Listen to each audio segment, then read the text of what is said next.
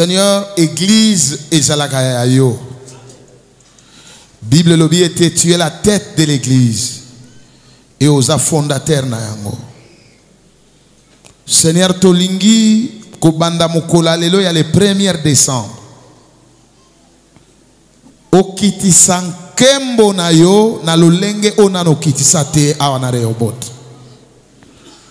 Na lingi nzambe bokonzi na yo elongwa na likolo ekita awana bana na bato. Moto nyonso akoniata esika oyo. Les premiers, les 2, les 3, ti les 20. Seigneur azwa réponse ko uta epai na yo. Azalaki muto amasumu azwa pardon ya péché. Azalaki na mbindo azala purifié. Azalaki malade azala guéri. Alaki possédé azala délivré. Quel que soit système maléfique et kangaki ye, ezala brisé, ezala rompu au nom de Jésus-Christ de Nazareth. Na keko suspendre activité à Satan. Na quartier boma na maviokele Yahweh dans les airs. Na tindiango na croix au nom de Jésus-Christ. Seigneur, honorez kombo na yo. Honorez parole na yo. Na katia programme oyo.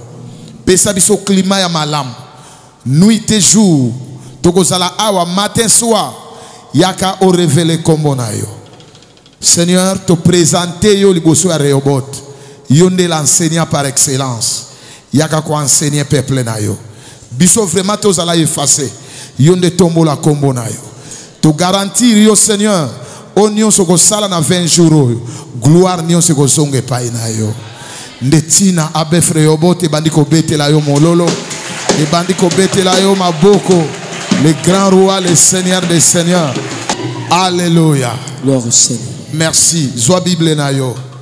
2 Samuel chapitre 3, premier verset. 2 Samuel chapitre 3, premier verset. Ok. Nous lisons la parole du Seigneur. La guerre dura longtemps entre la maison de Saül. Bitumba eumelaki mingi eumelaki tango molai na ndaku ya Saulu pe ndaku ya David. Et la maison de David. David devenait de plus en plus fort. Na bitumba wana David azo mata seko mata. Et la maison de Saül allait en s'affaiblissant. Kasi oyo ya Saulu ezo kita seko kita. Betela liloba na nzambe maboko ya ya. Gloire au Seigneur. Merci. Prenez place nzamba pambola yo. Ko déranger muninga te sala vraiment na présence en nzambe ya ya. Tuana masolo ko betela yo ya nzambe. Nzamba tondi simitema na biso na fardo moko na charge moko tolingo déposer pa na yo. Et charge wana iso ya pa na yo na tina. Loba amen.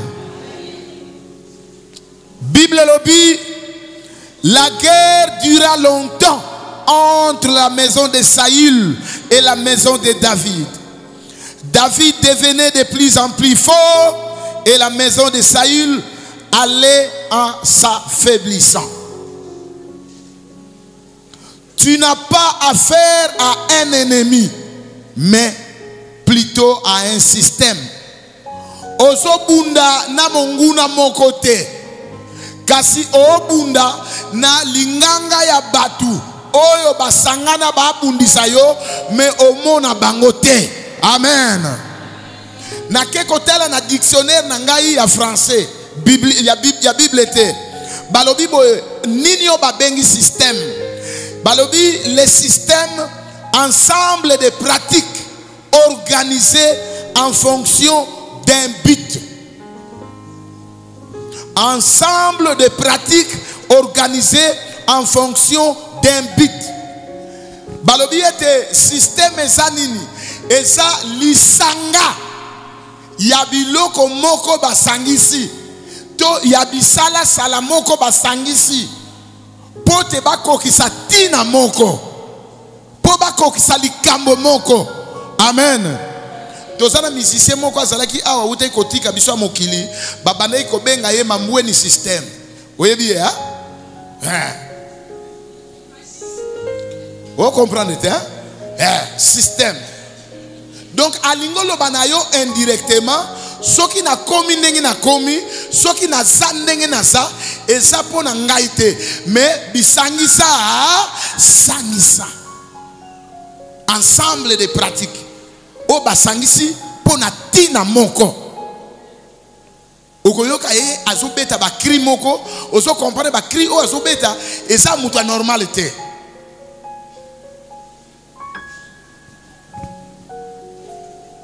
Tolobi boy. Le système maléfique est l'ensemble d'un groupe des acolytes de Satan qui se sont prêtés la main forte pour atteindre un but. Balobi siko na contexte ya enseignement na biso tolobi boy. Nini oto bengi système maléfique. Système maléfique eza lisanga ya batu moko babengi batu ya Satana. Bango basangani. Basangisi maboko, basangisi makasi, basangisi force na bango. Pote babundisa mutu moko, to babundisa libota moko, to babundisa ekolo moko. Amen. Nakopesa exemple moko clair. Bien-aimé, Jésus-Christ azaki na ennemi moko te. Jésus-Christ n'avait pas affaire à un ennemi, mais Jésus-Christ azaki affaire na un système. Pilate balaki na conflit na Hérode. Il y avait des fois couré bango lekate entre Hérode na ba souverain sacrificateur ba Yuda. Mais pour baboma Jésus, tous ces groupes de gens basala nini basangana. Na linga kita peso exemple mona clair. Pour baboma Jésus, batu ebele basangana. Hérode balobani na Pilate. Bayuda basangani na ba Romain. Donc basali moi organisation moko nocturne occulte seulement pour atteindre but wana ezalaki baboma mwana na moto. Loba amen. Et na lingi na enseignement oyo kokot se pa ina yo kozala na vision moko bornete na combat spirituel. Komona kaka ennemi moko te. Chaque jour noko mbaki ye wana otili la moto. Chaque jour noko luboya ye wana otili la moto. Noko luboya ko sala constat ata akufi bitumba na yo ekosila te. Pourquoi ozana faire na munguna moko te? Mais eza système moko caché. Au fur et à mesure au côté de l'enseignement oko sala constat que oui biloko père azoteya eza vrai pour na libota na ngai, pour na vie na ngai. Amen. Amen. Na lingi na expliquer loko moko. Na Bible lobi na nga na 2 Samuel 3 verset 1. Bazotang la biso deux maisons. La maison de David et la maison de Saïl. Mais ce qui est bizarre, Bible lobi la guerre dura longtemps entre la maison de David et la maison de Saïl. Paragraphe assez na simbia monante. Na lingi to expliquer lo aliboso. La guerre dura longtemps. Ba oyo batanga ka Bible awa tozana 2 Samuel 3. Soki olingo songa sima. OK dans chapitre 1 2 Samuel 1 okomona la mort ya roi Saïl. Est-ce que vous êtes d'accord nangai? Kochaka d'accord amen kakate pour autres la Bible té. Ngana ta la Bible. Donc dans un chapitre 3 balobi la guerre dura longtemps entre la maison de Saïl et celle de David. Mais Saïl na chapitre 1 sakufa. Maintenant nani oyo abundisa David.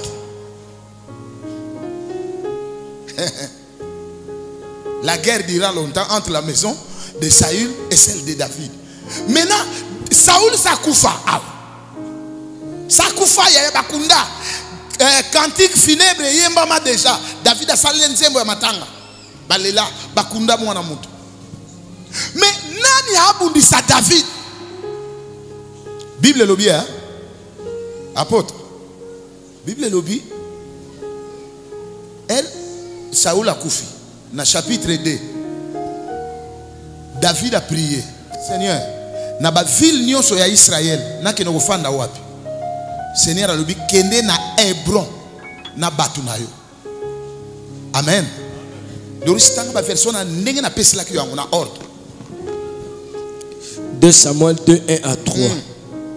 Après cela, David consulta l'Éternel en disant. David a kelukelungi na nzambe. Na sima kolela Saoul matanga sili, David a kebondela nzambe, un homme de prière. En disant. Alobi boye. Monterai-je dans une des villes de Juda? Seigneur, est-ce que na matana ville moko ya Juda na kende? L'Éternel lui répondit. Yahweh ayanoliye. Monte. Mata. David dit. David alobi. Où monterai-je? Na kende wapi? Et l'Éternel répondit. Yahweh alobi. À Hébron. Kende na Hébron. David y monta. David amati. Avec ces deux. Na basne mi balé. Achinoan de Israël. Ok, les gars. Et Abiel Gaël Carmel, okay. Femme de Nabat. David fit aussi monter les gens qui étaient auprès de lui.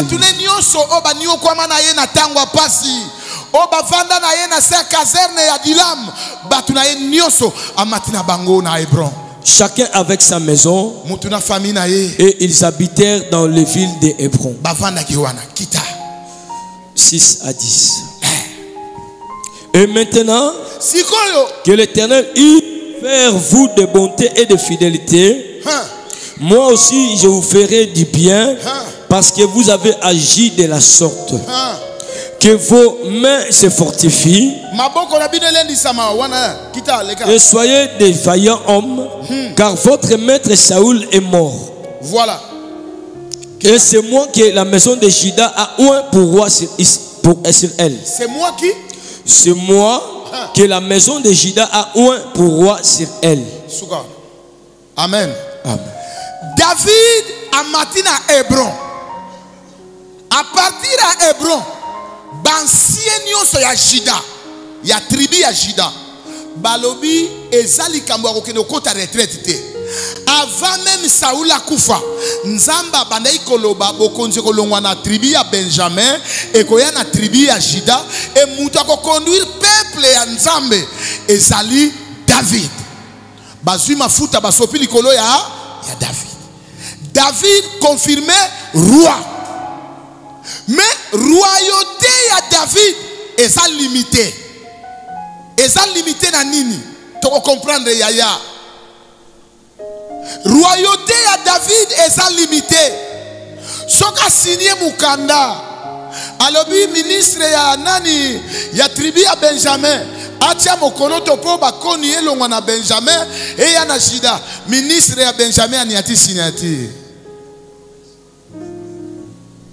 Soko lungo comprendre Mateo yo comprendre masolo ya Congo. Mais yesa akufi azali susute mais nga David nazo renier te pourquoi? Pasteur émission le bibonga tongi mutu. Yaya. Roi David azako fungwa mate azoko kako renier te en totalité. Alléluia. Donc roi kaka ya Juda. Nzoka Juda est sa tribu moko kaka ya. Donc à part Juda, combien de tribus est ça? 11. David oza roi te. Kabagata RDC o yore ne aga na Kinshasa. Olo bakena président te. Mais problème est ça nini. Nasida le bio, tu suis roi, un bon roi, un vaillant roi, un puissant roi. Il s'appelle David, fils d'Isaïe. Oh, roi David. Mais na ba tribu mususu David kuna bokonzezate. Ba gouverneur te mutu basa kuna ba gouverneur na yete, ba bourgmestre na yete. Landa très bien yaya.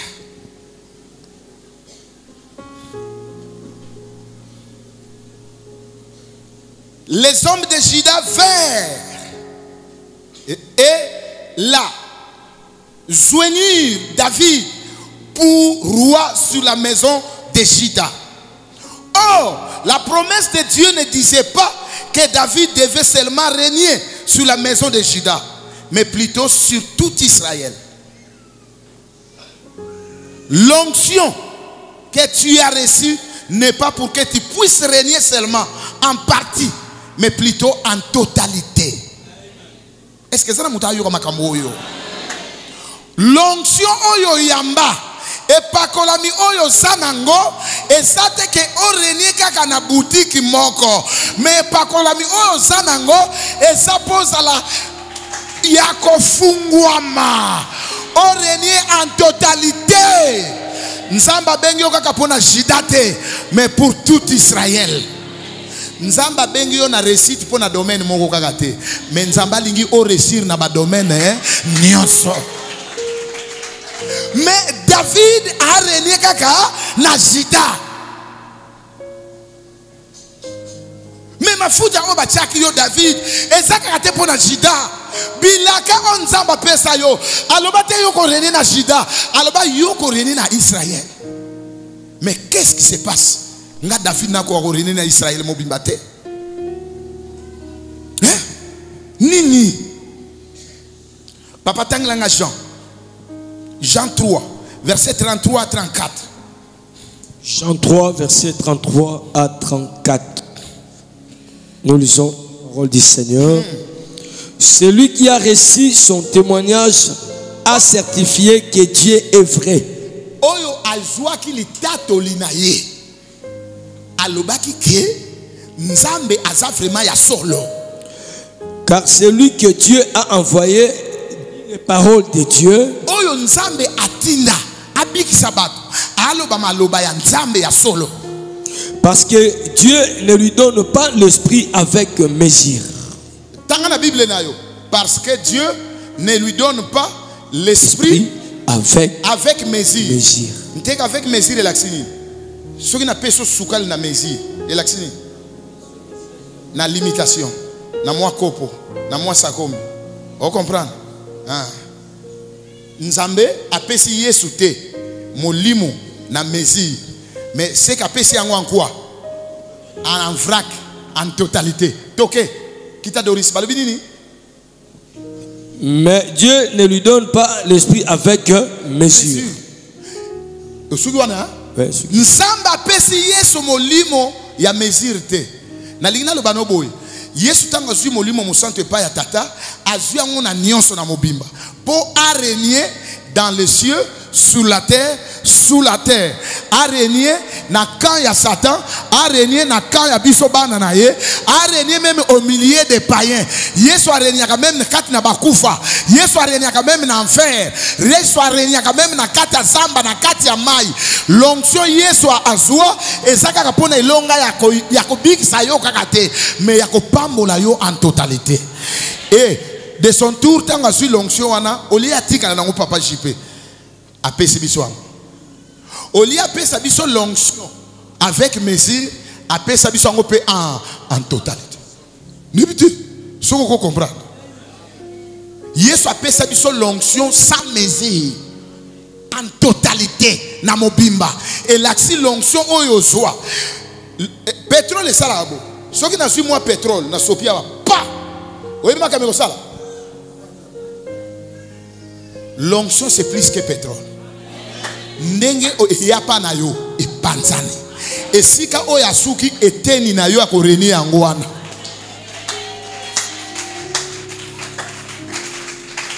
Amen.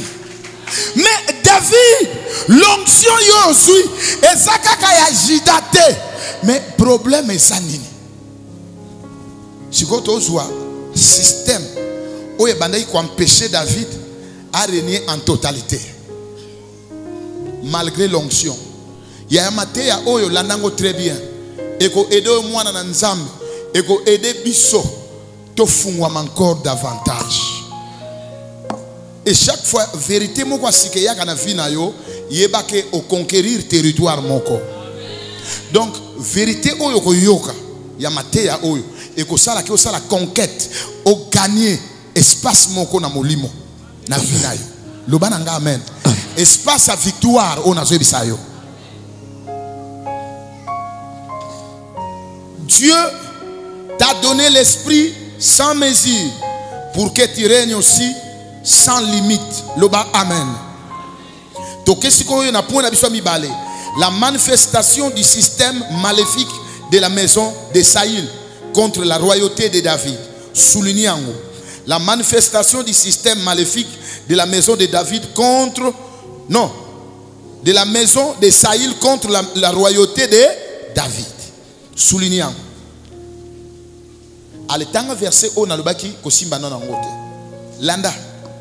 Chapitre 4, il y a 2 Samuel 4 verset 1. 2 Samuel 4 verset 1. Lorsque le fils de Saül apprit qu'Abner était mort à Hébron, ses mains restèrent sans force et tout Israël fut dans l'épouvante. Le fils de Saül avait deux chefs de bande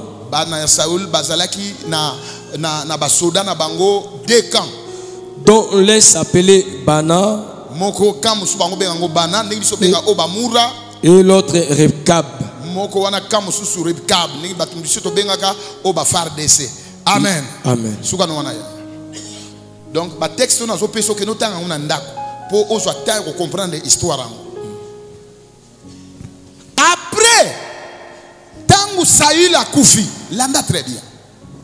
Et Zalaki na général moko ya Saül, kombo na ye Abner, loba Abner, loba Abner. Bien aimé, général wana, tangu Saül a koufi, yende mutu ayebisaki mwana moko ya Saül, Isboshet, Isboshet. Alobi petit nanga ko banga te. Père a koufi, mais royauté ko ke nangambo David te. Yo na komisoroa. Po ngamoko na bras droit ya papa na yo. Apesi Isboshet assurance. Isboshet alobi vieux salamakam. Ake na ye na Manaïm. Ake ko introniser ye. Ake ko présenter le ko la roi. Et a régné. Isboshet a régné na 11 tribus pendant 2 ans. David a régné na Juda pendant 7 ans.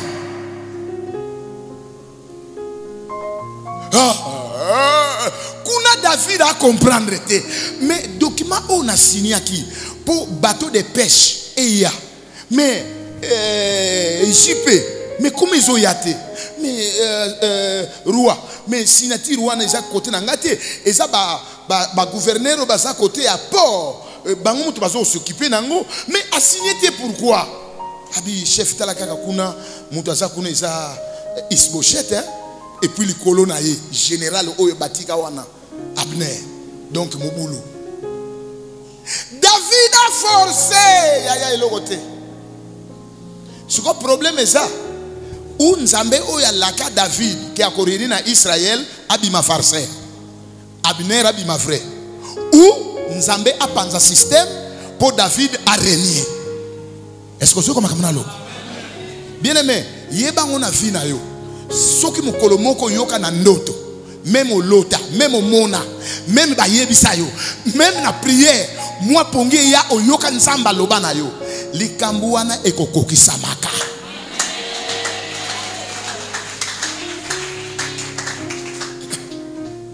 Likambu wana ekosala maka. Mukolo moko to so sambela boya nzamba lobi remi. Boko so mapango ebela kotoyo. Botongelanga temple munene. Bien aimé, biloko wana na bomba ngona yebia. Ebima plusieurs fois. Omoni hein. Eloko ko longola ngai promesse wana na mutu. Ezate. Je sais une chose. Atakutu mabele na kimbanse ke sali érosion. Mapango o nzamba lobana biso ekotika.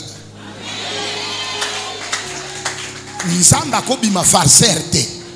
Po mbula oyo kobuka mapango mutasala ngo eza nzambe. E nzambe ngana sambela kana contrôle ya événement nyos. Avant événement banda, il est omniprésent. Et tango comme na 4 azo contrôler. Tango comme na suka za alpha. Et loko échappa ka nzambe ezate. Abner akoki ko bimisa nzambe farcerte. Loba promesse ezalate. Promesse ezalaki. David a réuni na Israël mobimba.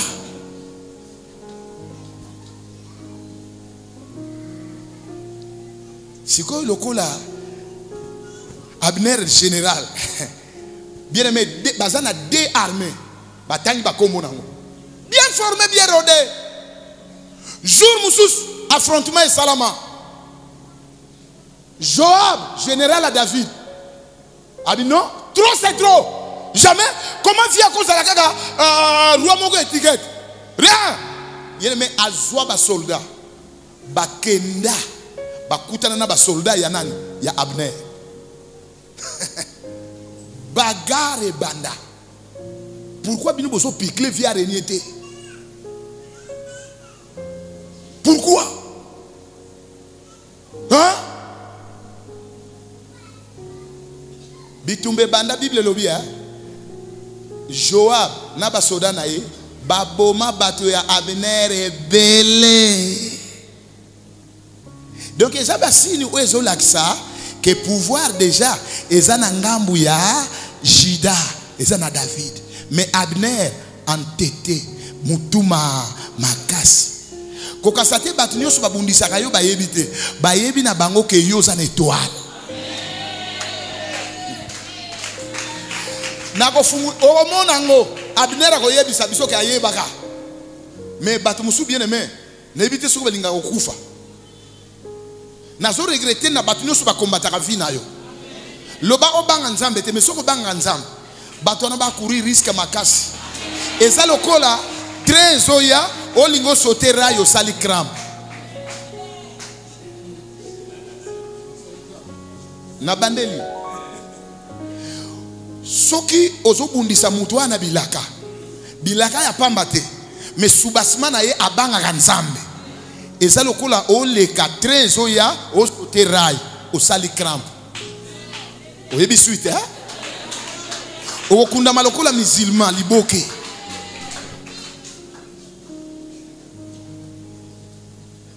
Lokola na makambo pe sa fier.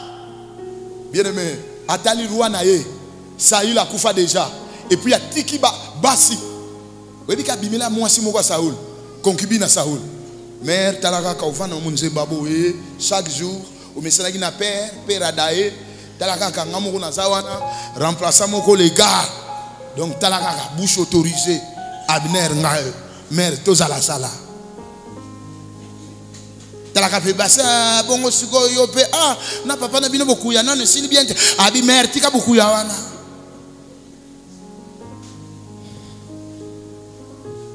Et mukolo babimaki nana yokuta bango Isboshet.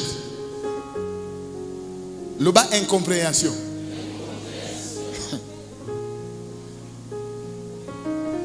Ozana problème autour na question papa si ko ndenge na ko panza ba système na ko peso ni ba panza ka système. Ya nzambati la bango incompréhension. Ona mona mulini nani mama yuko mobi madesana mibali bona nani ayoka vo Abner petit nanga ni ata simba mate Abner okomobi mana mama mwasi ya chef na yo popera kufi bien aimé Abner a tomboka lubi Isboshet o mankenga makamoni sona loba kendo tanga ngo banana chapitre 4 5 tiko omona o mankenga ngamu tuna similio bokonzo ko marua siko omona bien aimé to tanga versango po bomona ke bato ba kombataka biso ba yebaka na bango to banani toke Bible za kitoko koleka nyama ya bato wa Joa 2 Samuel 9 verset 2 Samuel 3 bandana 9 tina 11 2 Samuel 3 obandi na 9 tina 11 yoka discussion yoka 2 Samuel 3 9 à 11 yoka que Dieu traite Abner dans toute sa rigueur. Tala wanasko Abner yemo mutaloba alobi Isboshet yo soki nga na couvrir yo lususu wana nzambe alokanga ndenge ya lingi Yoka. Si je n'agis pas avec David selon ce que l'Éternel agirait à David. Abner, Isbosheth, boro na simisaki yo, ezaya yote. Banda lelo lokolo manke ngani na bimina makangwa papa na yo, na ebisi yo, na keko sala alliance na David. Po na zongi silaye o nzamba loba na ye banda kala. Bongo yaya oyeba ki yango ozo compliqué ye pona. Nini. Ba ennemi no nyonso te mutu baza ignorant mingi ba yebi oyo zali. Nzambe na ngai. Ba yebi elevation na yo. Ba mususu kati na bango ba lota ba ndoto ya libala na yo. Ba lota ba ndoto ya voyage na yo. Ba lota ndoto ya succès na yo. Yango ba so combattre yo. Kozo ka bango ba ignorante. Bato na loba awa système ko comparer bango na bato yeso aloba ki te nkolo tinga bango po baza ba yebi makamba sala te. Abner yeba ki te. En disant qu'il ferait passer la royauté de la maison de Saül dans la sienne. Abner, comme prophète, alors bien, Isbosheth, n'a rappelé yo. Nzambe aloba même série tata no azalaki en vie que akolongola bokonzi et pas ya Saül akokene nango et pas ya David. Et qu'il établirait le trône de David sur Israël et sur Juda depuis Dan jusqu'à Beersheba. Yaya, oh Abner, na sepel na Abner pour sa frère ndoki. Ndoki moko ayeba kaka même elonga ya munguna na ye. Ya cible na ye. Amen. Amen. Ezana bato ba combattre yo ba yebi na bango ke ba Alexa ba kotika la ko gagner yo te. Ko combattre Rémi eza lokolo ko dépenser carburant. Oyo bimelaka na butu. O azo combattre yo asala musala ya pamba. Abner alobi Isbosheth. Nzambe alobaka akozwa bokonzi akozong c'est pas David. David akorenie na Israël mobimba na Juda. Kobanda na isika oyo tina isika oyo. Abner azotanga alongole sika ya Isbosheth te. Donc ayebise ke bokonzi eza epa ya David. Système caché ya maison ya Saül oye bandaki ko empêcher David a régner. Abner loba Abner lelo nzambe akokase ba Abner nyo sa vie na yo ekozala na ebele if bakoya koyebisa yo vérité ngai ezalaki nango kaka po kaka loyenge kaka ngo na sangana kina bango mais ngana so yebiso ke to bundisa yo trop mais en tout cas ya Yves ngana bendani na ngana lembi na ngai alors en tout cas na tiki na ngai yo renier na yo na Israël na Juda onction yamba molimo yamba eza ko renier na eteni ya mukete mais yo oza étoile ya famille yo oza Esther ya famille yo oza Joseph ya famille. Ata basali yo mabe ba oyo basali yo mabe ezana batu ba yeba que sinon leki na biso te ko mona kaye après papa soko akufi eza ye akokamba biso kotela kileki na yote repositionnement biblique ezalaka nzamba ko sala ke oza mwana suka a commission mwana liboso.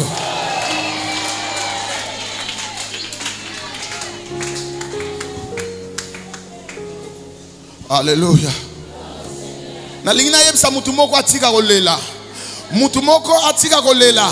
Tika ba question du genre na sala bango nini na lia niongo anani ngai na bundaka pona bana nanga tika ba question wana bazo combattre ba yebi oza nani ba yebi esika ko bandela na esika ko sukisa mutu alo bango eza Abner. Système maléfique yanda kwa Saül mutami bale mwasi na ye concubine ba makangu na ye batangili biso bakomo na bango te ya misatu Isbosheth mwana ya Saül oyo Abner amemaki na erreur limbi sanga ndeko tamusona ko betso libaku toza na église soko za ndokyo sawa même na famille na yo soko comprendre que mutu azane loko nzambe tika kubundisa et ça la marake soki obundisa mutu nzambe yo banda ko s'épuiser yazo ya fort ko s'épuiser za elaxi yo banda ko sila makasi ye azo mata.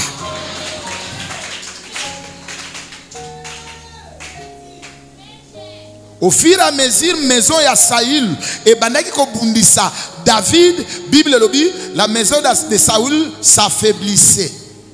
Mais celle de David devenait plus forte. Système maléfique. Oyo bandaki ko empêcher David à régner na Israël mobimba. C'est la manifestation du système maléfique de la maison de Saül contre la royauté de David. Manifestation d'ango. Qu'est-ce que David sentait? David a dit limitation. Et si le système maléfique est ça, bile monango, n'engra David a monaki.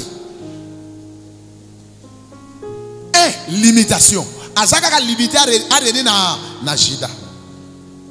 Okobanda ko teka bien ozo teka soko mika na 1,100,000 bitumbe bandi po bango baloba okokoma jamais na 1,500,000 ya dollar te ya franc congolais kaka bako botilo incompréhension moko mbongo bayibi mbongo esiki na ndako to problème moko eye mbongo nyonso ekei au bandeli na zéro. Et puis, et l'autre bon makayo, wakana verser moko lobaka, ya bato be choua, bakatinga maboko te. Wana sa ba verser moko tanga te yo mwana nzamba. Et ça ba verser ya ba vainqueur te. Ata mbongo bungi, bakatinga maboko te. Bakati yo maboko te c'est bien, mais ozui retard. Kabilanga amen moko la musangai.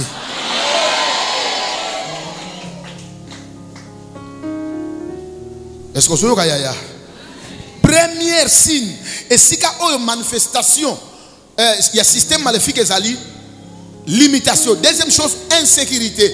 Est-ce que vous avez David n'enga zalé kwa na Doris que roi David yon roi Juda kene promenade na tribu de Benjamin ako kende kasi ke kudu bake boma yeti ako kende te ako kende te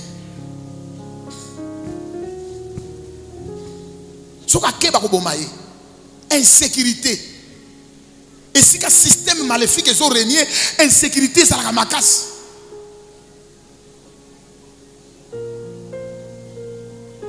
Namoni na WhatsApp, appelle moi koti.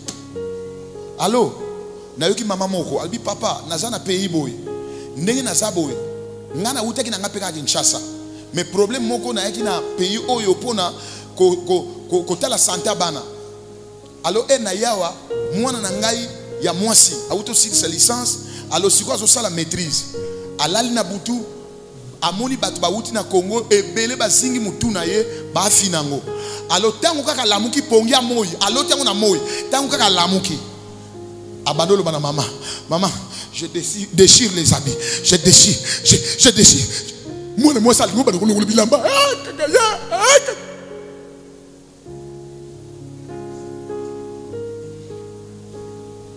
maman sale effort à calmer la situation, à bondeli, à bengi biso.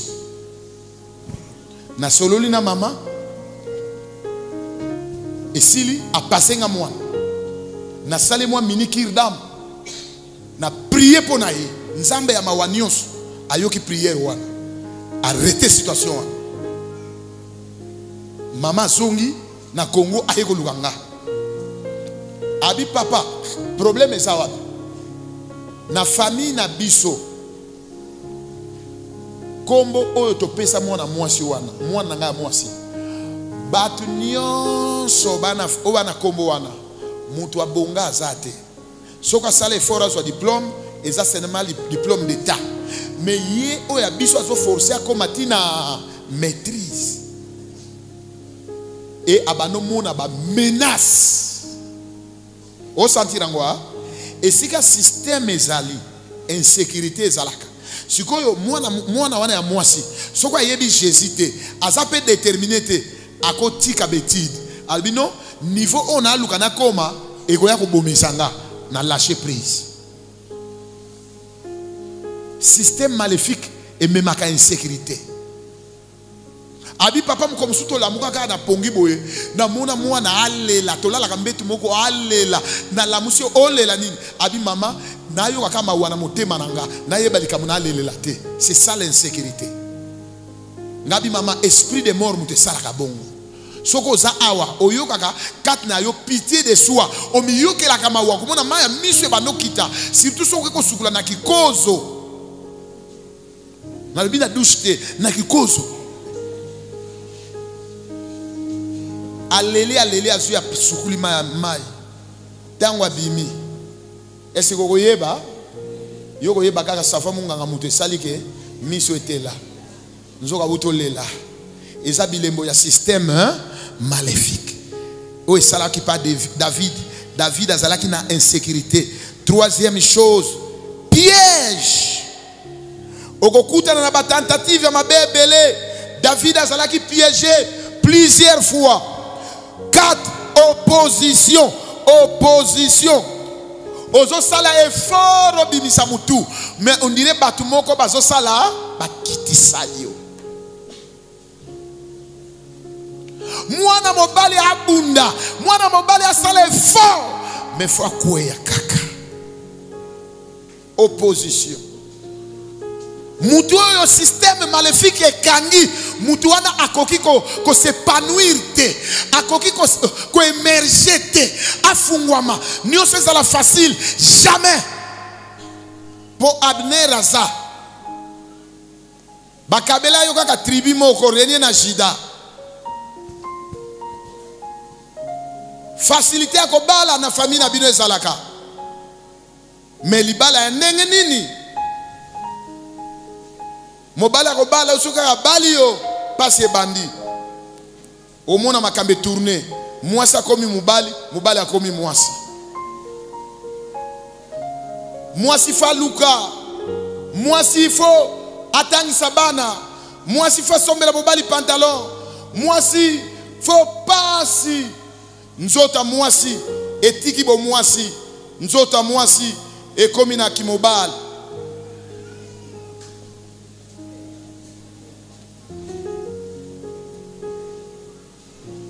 Tata komi mwasi atikala na ndako akengela rabana asugula rabana nako sugula bana tata komo luka komo leka mama o remarquer papa suko suguli bana batela kama makasi mais mama suka suguli bana bakazaka mwa salité pour papa comme une expérience makamba basi mingi.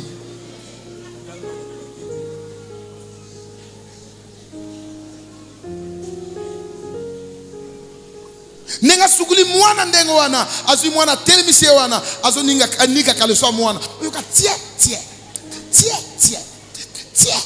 on dirait kaka mwasi.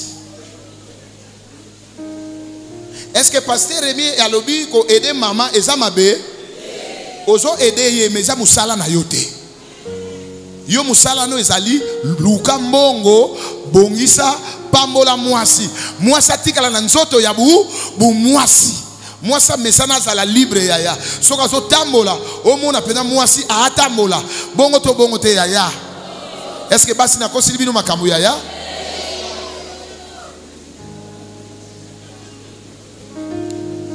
Mwasi wazo souffrir akasuna tina démarche te. Mwasi wazo kemba akasuna tina ya kosala beauté te.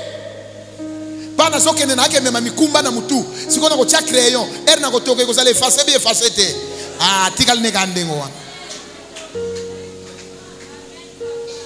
Kene tuna mobali na yo. Kesyo olo papa pasteur alobina tuna yo. O kene na ngati wapi?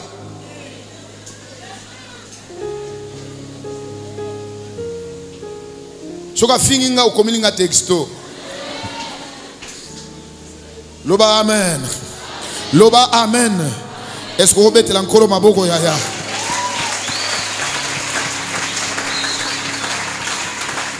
Amen. Et si ka système maléfique est régné, étouffement et zalakawana. Kaka. Oyo kokutuba semeki bacha nzube. Oyo kokutuba ndegwanani bacha nzube. Libalo fanda kaka kimi ezate. Omona nito kima nayo. Omona nito salabo. Kaka nzube. Système moko caché za. Abner za wana. Landela Abner za.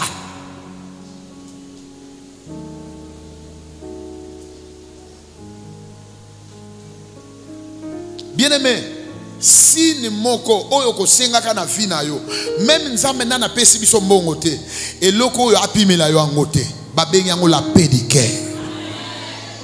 Ne oyo kingate, ata nzambe nana pesi mbongo te, nzambe apimela yo jamais kimia. Lobango pendant 30 secondes, banda ko bondela nzambe. Lobata pesi mbongo te, nzambe pesa nga kimia bondela na kombo na Yesu. Bondela, bondela, bondela. Jésus.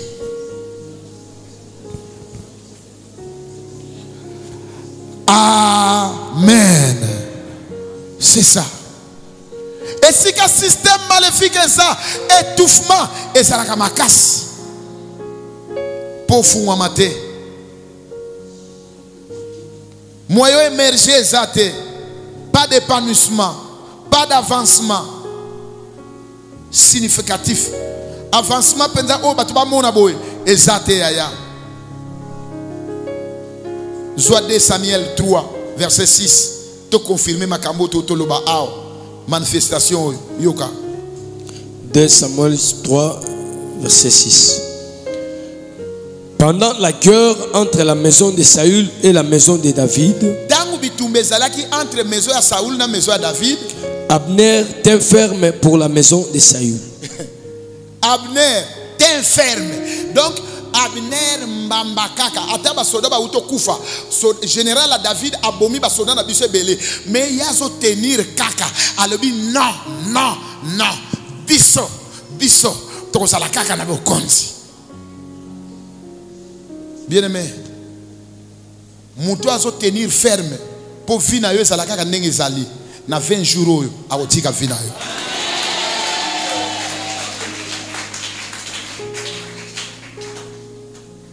Mutu a yikili yompiko mena ndenga mabe mutu a yikili yompiko mutu a yikili yobompikiliki po yobongate na 20 jours oyo akosambwa. Abner a so tenir ferme malgré l'échec, malgré yebi bilaka que pouvoir fait que n'est pas David mais a le fait ça la kaka pas ça. Yo nano betela nzambe Israël mondenge yo nano lancer nzambe na Israël défi ba Goliath ba kokate yo Abner nego koka jamais. Lobana yamba faux Jésus mais ce qu'on a yamba vrai Jésus les ressuscité du 3e jour akenda na lola akenda ko fana na restaurant mais atelema na droite ya père pona ko intercéder pona nga yende premier avocat médiateur nanga jamais yaya jamais olongate olongate olongate Yesu asana bomo yaya tika ko lela zala kimia ozana mobundeli ya solo komone masi ya Yesu soko atelemi batu nyonso bafandi soko bando landa nyonso efukwami zala calme. La composition du système maléfique de la maison de Saül. Composition du système maléfique à la maison de Saül ya kindengini. C'est le 2 Samuel 3 verset 6 au totang. Balobi 1 tozana Abner groupe ya basoda na ye balobi tozana concubine na Saül tozana le fils de Saül Isboshet. Objectif et but na bango ezalaki nini? Installer Isboshet comme roi à la place de son père. Azwa Isboshet atia ye roi akoma roi na place à Saül malgré que nzamba longoli bokonzi na Benjamin mais ya linga zongo sangona makasi makambo o ba sorcier na fina yo ba so sala yango wana malgré taya nzambe koki apambola yo mais bango baza ko loto so bandoto baniyi wana sa intimidation loba intimidation loba intimidation eza na ndoto moko te ko effacer o nzamba loba na fina yo.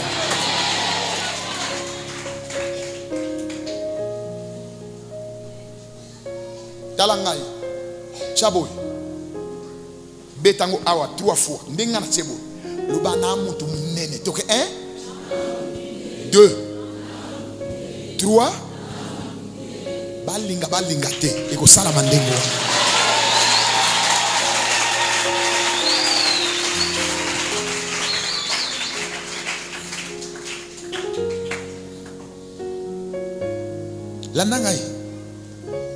Après objectif, comment Dieu les a dispersés? Nini onzamba a utilisé qui pour apprendre un système maléfique. Il y a ça, il y a maison ça. Il y a un peu de ça na poko lelo na fina yo. La nanga vraiment. Dieu jeta la confusion entre Abner et Isbosheth pour les diviser. Loba ici ko zali nzamba ko kabula bango. Loba nzamba ko diviser bango. Bien aimé kalawana Abner azwaka mwasi makangu ya Saul te. Bongo turo pourquoi Abner a keswa makangu mwasi ya Saul? Pourquoi? Ils ont une compréhension en Zambé.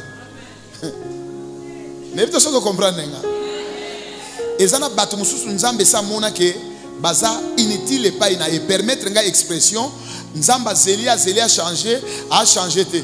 Alors batona Nzamba décidé à longola bango na bisika wana a remplacer bana na ye. Ils ont lokola ba vasi oya Bible hein.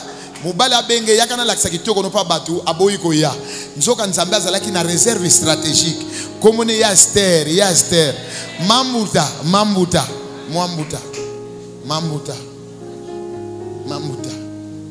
Esther a l'autre on a ndoto te lokola Joseph yaya. Kokasate nyo solo ta kana ndoto te ke kokokisa mate. Yana biloko ko yela yo l'autre ngote. Esther a l'autre ngote. Mama vashi babengo parwa.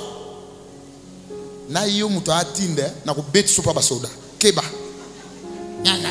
ya yambi kuna asa kuna siko kitoko na ngande eko bakisa guna biloko. Mama soko za la kateti Nzamba capable ko bengana na libala bien ukamwe penza mubali wana ndako na ba moyen mais Nzamba peso ki ndumba okolinga garçon moka sirage.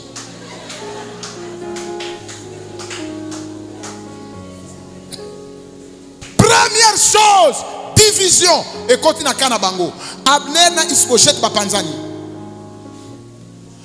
Deuxième chose, Abner yewana na makangwa batu. Et troisième chose, oui makameleka, sikoyo Abner a décidé alobi fongai na ke no sala alliance na David. Yo Isbosheth oyeba. A keti pa David, atini na médiateur. David alobi avant ya pa nanga yelanga na Mikal mwasi nanga oyo roi Saul apesa nga ona katara dote zalaka ya ba prépice ya ba Philistin bokanga momi wana boya na he nzoka via zaki déjà na debo mais aba sasumoko babenga ye mubali kutu ya Mikal azolela landa ye pendal bi mama na bana okay abi mubali moko apesila nga dote ye mutakomi roi soki na kete yo na nga gal liwa tika na kene papa na bana tika la kaka malamu bye. Tu me manques.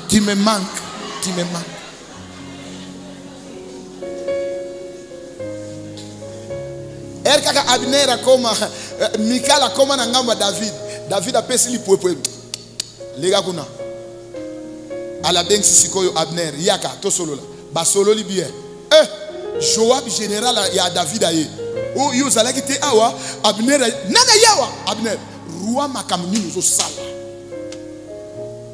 roi Abner aye ata to limbisi ya koti yawa ti akoboma yo wana sa très bien aimé David a kansa Joab so ke wapi abima alanda Abner na nzela kenda ti ya mon Abner yo ke sala nini kuna olingo bomai o azo chei bakal nan to aboma nan Abner akufi. If Isbosheth ayoki ke Abner mutatsake pour asali nini? Israël ayoki ke non Abner général ya solo asali nini? Israël nyo se décider 11 tribus. Balbito ke nokomitika pa David akoma ni roi na biso. Bako yako luka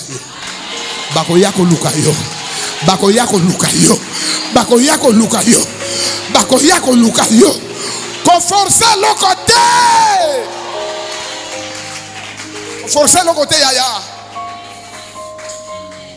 Oyebi ke ndenge Joab aboma Abner David alakile mabe à laquelle Joab m'a.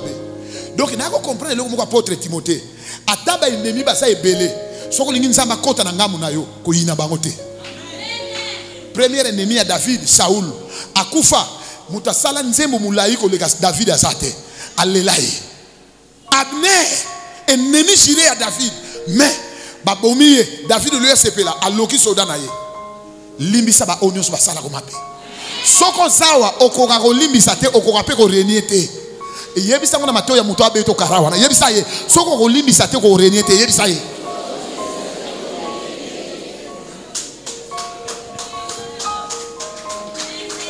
Eloko sala que Nzamba benga David l'homme selon le cœur de Dieu. David avait un grand cœur. Malgré ma sumunaye, malgré ma benaye, ce qui m'a beza ko koué ya liboso ya Nathan a tout beli, a ko bombate, a ko bombate. Et là que je freine ma kambebele na fina yo, tu ne veux pas pardonner. Olingi ko limbisate ba o ba saloma be. Mubali wana botsa yo asundula yo na mwana so ni yo kama na maternelle ko tangise na mbonga bitabe. Tile lo saka na kanda na ye. Masero ko reniete, limbisaye, limbisaye. Ukolo muswa leke pa na yo kabile mupiko bitabe 1500. Na yebi ke makambo ko sala ba na quartier ba ko mono yuma, mais oyebi makambo sala. Na so yebi sa David mukwa sawa ko forcer makambo te. Ko forcer makambo te. Les 11 tribus ezoya bako sala alliance na yo bako renier. Ko so mbelite oboma mutu nzamba ko s'occuper na Abner, ako s'occuper na mwasi ya Saoul, ako s'occuper pardon na Isboset. Bako lâcher prise. Nzamba ko na jamais fouter. Oya lobana yo ekoko kisama. Betela ye mololo a bien. Betela ye maboko a bien. Betela ye maloboko a bien.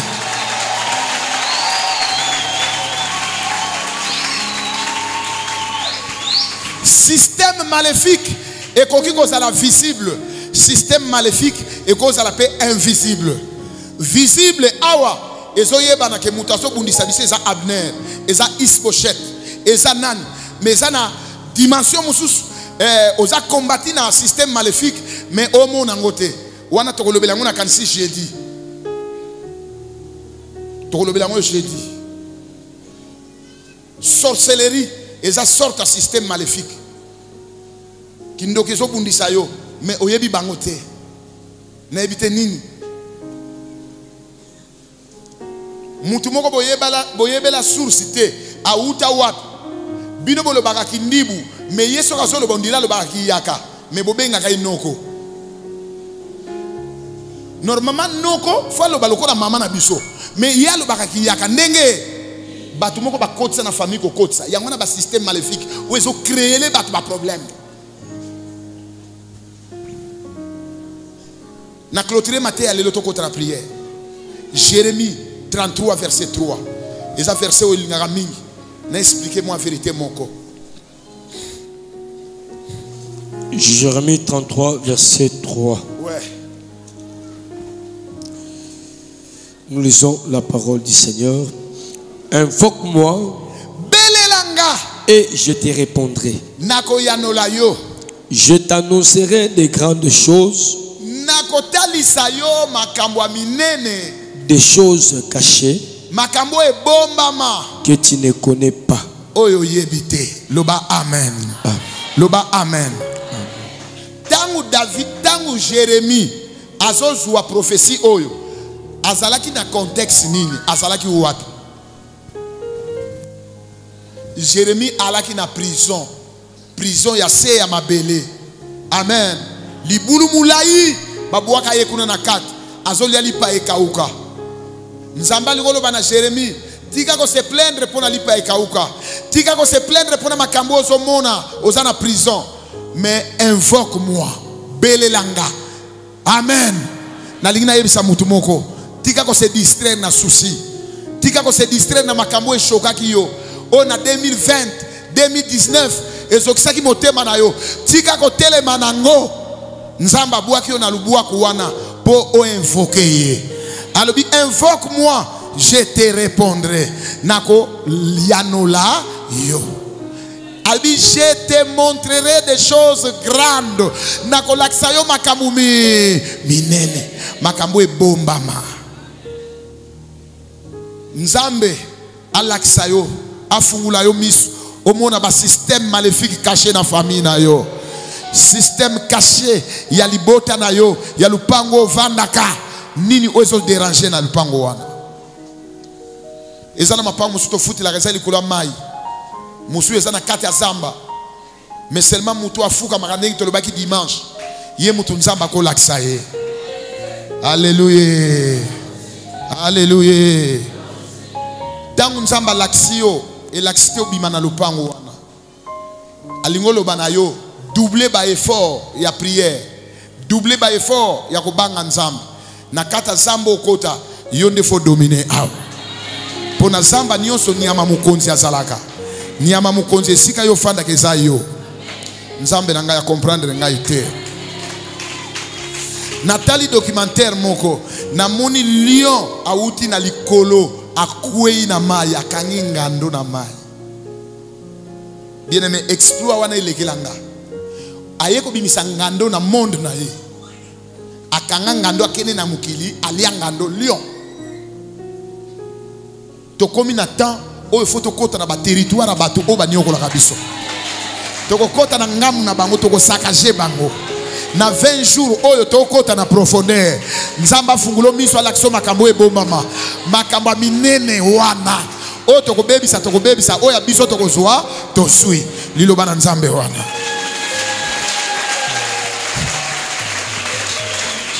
Dele mesiko sali.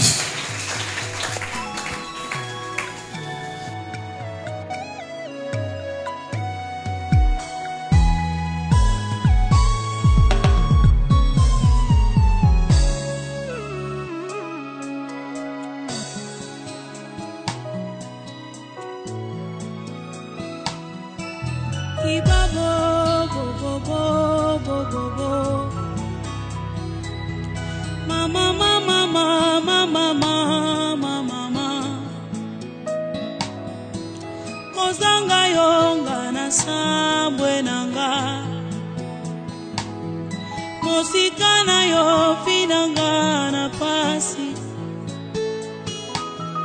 Mosikana yo finanga na somo. Oh oh. Wapio, wapio. Wapio.